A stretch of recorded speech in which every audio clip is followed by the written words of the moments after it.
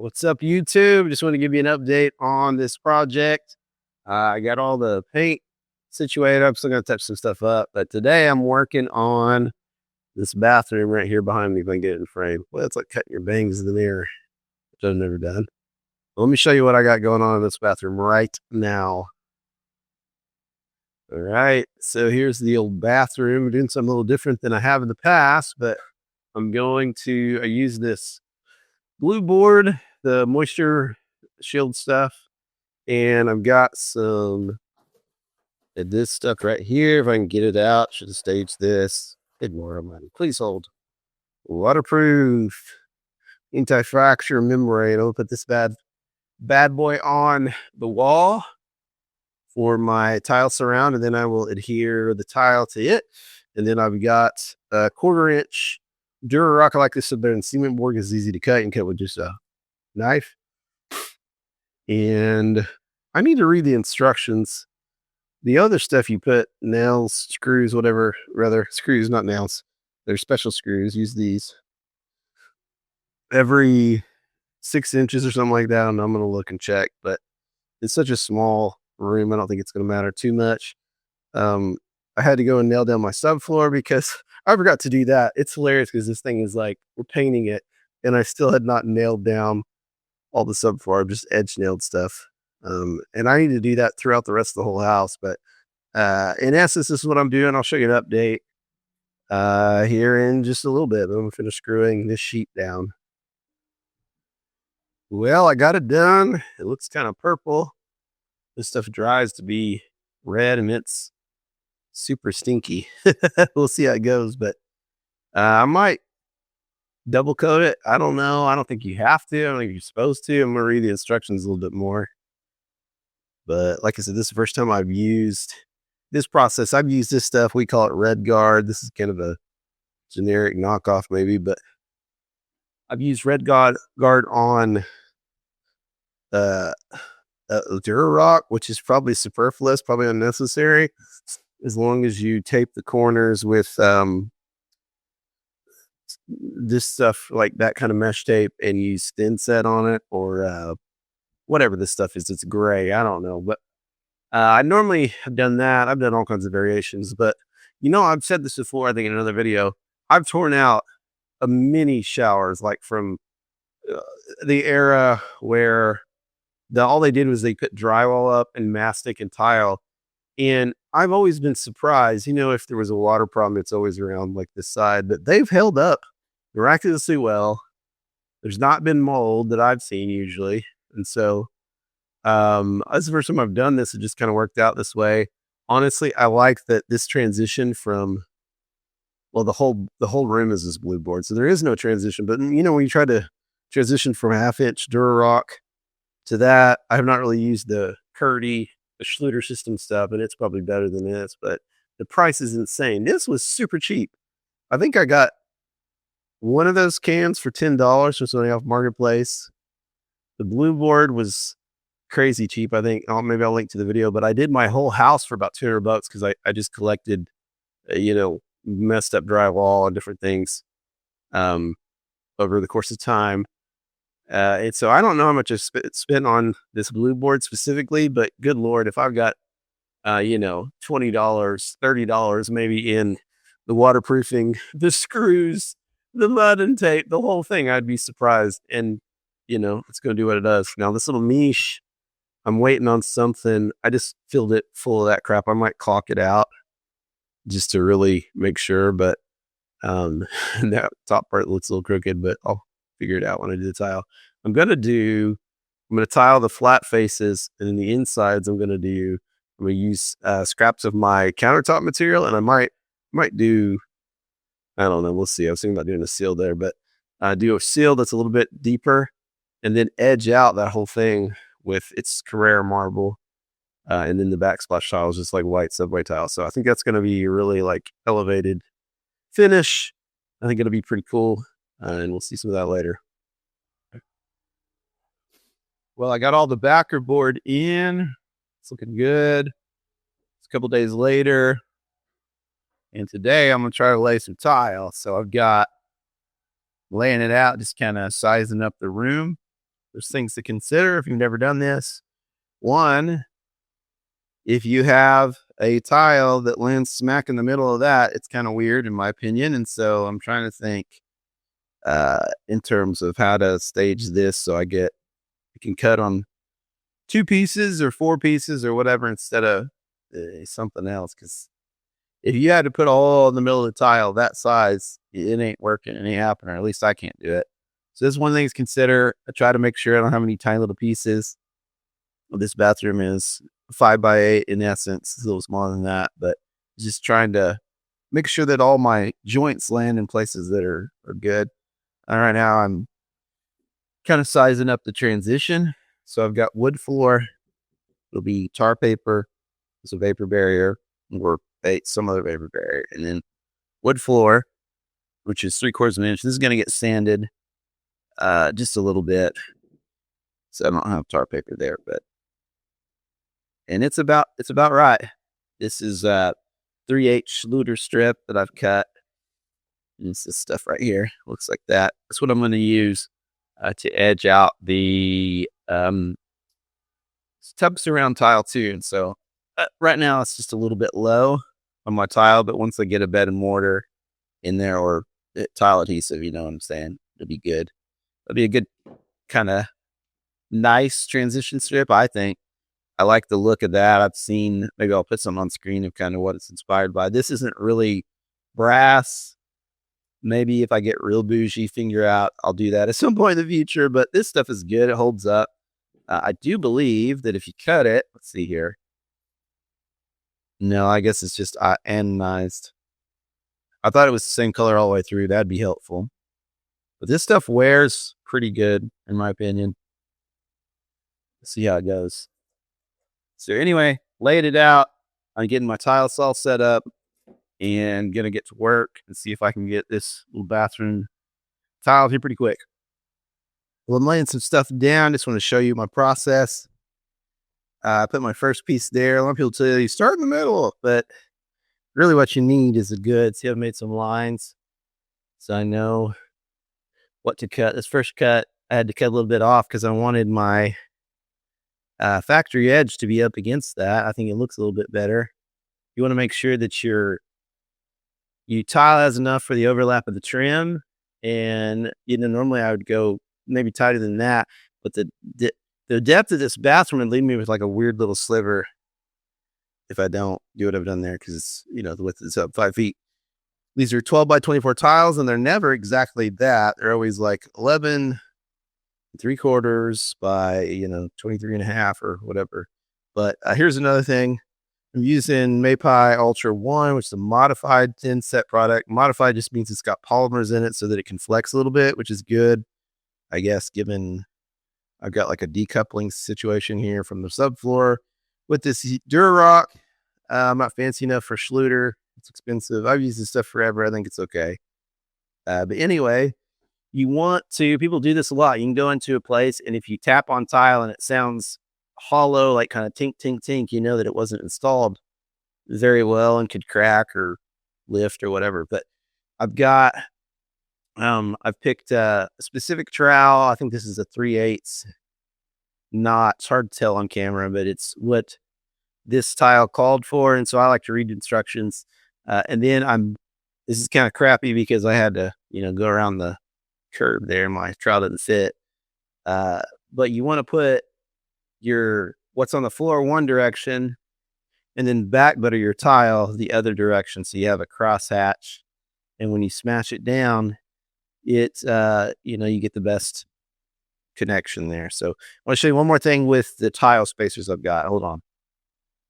Here's my tile spacers. They are clips and the wedges. And I think I've got a 3/16 there. What ends up happening is you slide them. I usually do 2 on the short side and then, 4. I'm doing something you're not supposed to do. I'm going to actually half lap this, like it'll be split like subway tile. They tell you not to do that because of lippage.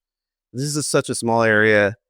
I don't have to worry about that. So yell at me in the comments. But I'm going to set this here and hope that I can show you. That's probably a terrible angle, and so I'm gonna move here in a minute, but set my tile in.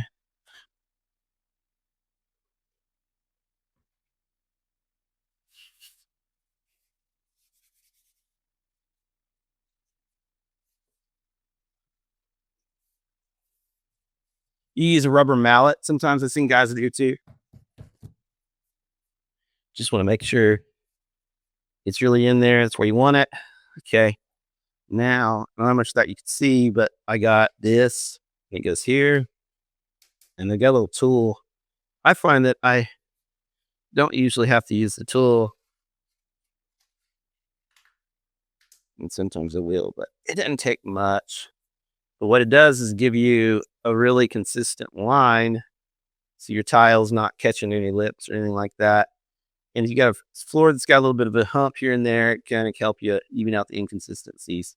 But I like these. And when you're done, you take a rubber mallet, you just hit them, and they break, and part of it stays in the floor assembly, which I don't super like sometimes because you end up with you'll have to dig it out with like pliers or something when you grow out. But if you do it forcefully and you buy good spacers, that's usually not a problem. So anyway, that's process. I'm gonna do this whole bathroom, then I'll show you the results.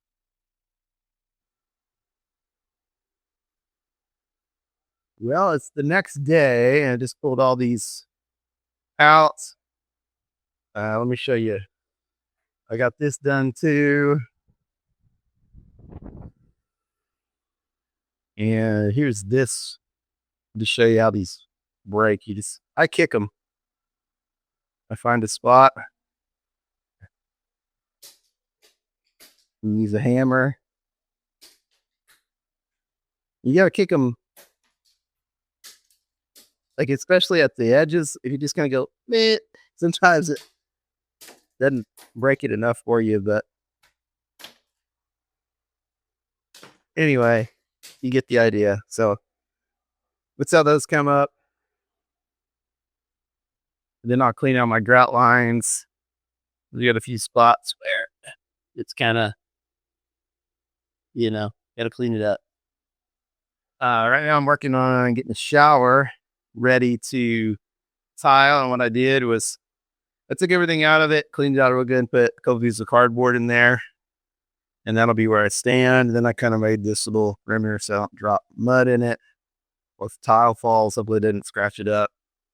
Then I put the Schluter strip in. I just cut it, like pressed it where it's pretty tight.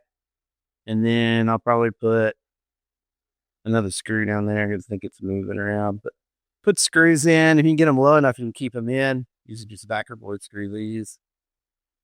And if they're too high, you got to take them out and fight with it. But I'm going to sit up and do that right now. I got started on this project. This is going to show you my process. Kind of kicking myself because I forgot to bring a hole saw to cut out that kind of stuff. So that sucks, but I'll deal with it. Anywho, I put up my Schluter strip. Well, that's hard to say. Schluter. And my tile is 4x16. Just a porcelain tile. That has a 16th inch spacer, and so the math kind of works out pretty easy that way. But what I did was I found the center of the tub and made a mark and measured and was trying to see, okay, because I didn't want to get, like, that's about the smallest piece of tile I want. You get a little, it looks stupid. But I did that, and then I measured the second row, and I just finished. Well, I haven't finished this. I've got a little ways to go there, but that helps me get my layout. Because if you start right here, you might end up in a weird spot over here. And I like the look of doing the back first so that you get that joint overlapped. To me, it would look strange otherwise, but that's just my opinion. So anyway, that's what I'm doing. I'm slow as molasses, but I'm hoping I'll get a little faster as I get more tile on the wall. As it usually goes, things are harder than they seem like they should be. Case in point, I need 7 more pieces of tile to finish that. So I'm going to do that tomorrow, I guess. and then I can grout this business. Still haven't grouted the floors. I'm starting on the grout right now. Show you what I got. But this is kind of what I'm doing right now. Kind of show you the process of things. I like using this kind of plasticky one. They have some foam ones too, but what I'll do needs to be like toothpaste. And this is kind of a new kind of grout product that's not sanded or unsanded, but it's supposed to replace both of those. We'll see how it goes. I've used it before and I like it. But I try to go, but I'm going to go clean this up. It's hard to hold the camera and do it, but go to 45 angle, because if you go like this, you end up going below, and the idea is for the grout line to be pretty much flush. So that's really it. Read the instructions. Don't let it dry like that. I got a bucket of water and a sponge. Don't push too hard with the sponge. It's pretty simple stuff though. But I'm going to do this, and then the other room, and then the bathroom, and move on. Well, a few days have passed, but I want to show you my progress as I end this video. I got all the floor. That's just a wet spot where I was cleaning stuff up. Get the tub surrounding. I still got to go get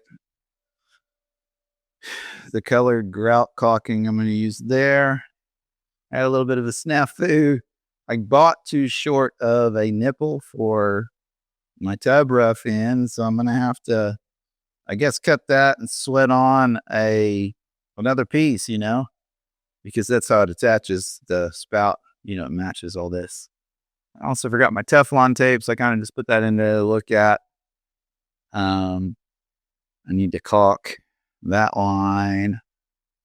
I need to straighten my fart fan. That thing is super crooked. I don't know what happened there. I still am waiting on, I got a toilet I got to go get and put in. I went ahead and roughed in or topped out the, that thing. I need to figure out a better way to attach it to the wall. I kind of wish I would have done copper stub outs, but they're expensive, and so you do that. You might have $100 and just those, and every little bit counts. I had a problem I ran into where my GFCI was tripping the breaker. So I got the power on in here and whatever. And I spent about 30 minutes troubleshooting. I started, power enters the switch, and I realized that was the issue. I'm not sure why. It was an old one I had laying around. Maybe it's just defective. I don't know, but I got everything ready for that. I'm going to have to cut down the vanity because I shrank the bathroom a few inches. And so I need to cut about 2 inches off of a vanity, which really sucks, but it won't be that big a deal.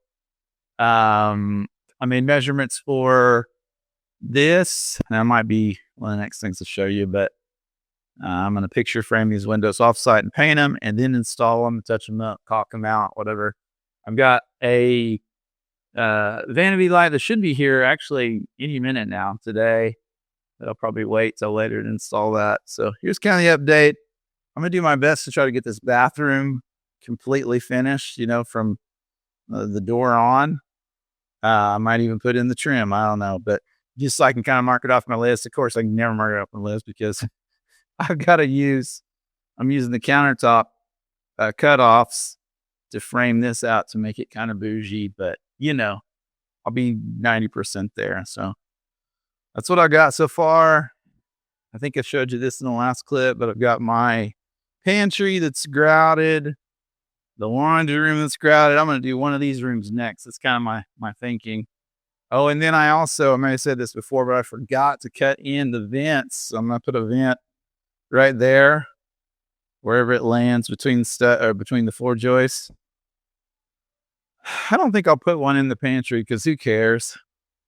And then I've got to cut one in right in front of that window, and that's going to suck because it'll split the tile. But I don't know. You live and you learn, I guess. Well, that's it for this video. Thanks so much for watching and following my mistakes. Maybe it'll save you some trouble in the future. This is inspirational and not educational, as I always say. So take that to heart in your comments and whatnot. But thanks so much. Please like and share and subscribe.